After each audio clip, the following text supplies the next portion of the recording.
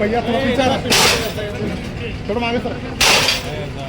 Two wheeler जे Shedgaon two wheeler लावलेलं काढून घ्या.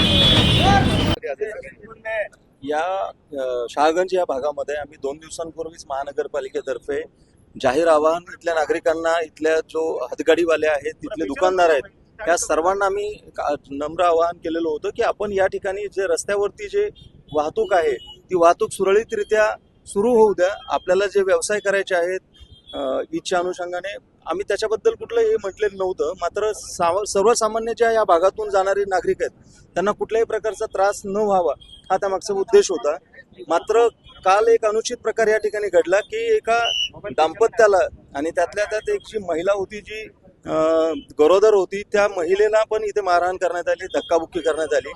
त्यामुळे या ठिकाणी कारवाई करण्याबाबतीमध्ये आणि या ठिकाणी मध्ये नागरिकांना जे काही असुविधा होत आहे त्यांच्या मुवमेंट करण्यामध्ये, यासाठी आज महानगरपालिकेचं पथक इथं आलेलं आहे.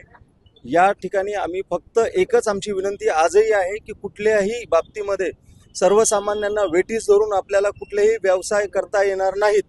जर आपण तशा पद्धतीचा प्रयत्न केला तर ते पोलीस विभाग आणि महानगरपालिका हाणून पाडेल.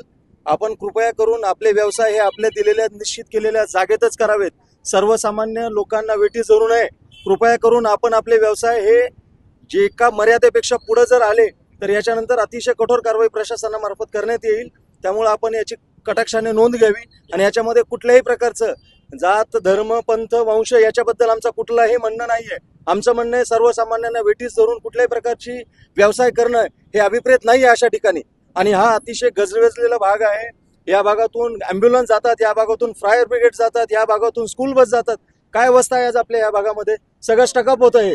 तर आमचं तर याच्यानंतरही सिस्टमॅटिकली ह्या भागावरती कशा पद्धतीने आम्हाला नियंत्रण मिळवता येईल आणि सर्वसामान्यांनी सुखकरपणे त्यांचा इथून प्रवास करणं शक्य होईल याच दृष्टीने आम्ही प्रयत्न करणार आहोत. काही नगरसेवक या सगळ्या ज्या कारवाई सुरू आहे ते थांबवण्याचा प्रयत्न करतायत असंही निदर्शनास आलेलं आहे. नाही, आम्ही आमच्या सर्व टीम्सला सांगितलेलं आहे. माननीय आयुक्त महोदयांनी स्पष्ट निर्देश दिलेले आहेत की अशा प्रकारे शासकीय कामात कोणी अडथळा आणण्याचा प्रयत्न केला तर त्यांच्यावरती डिस्क्वालिफिकेशन करण्यात येईल, त्यांची प्रोसेस सुरू करण्यात येईल, 353 दाखल करण्यात येईल.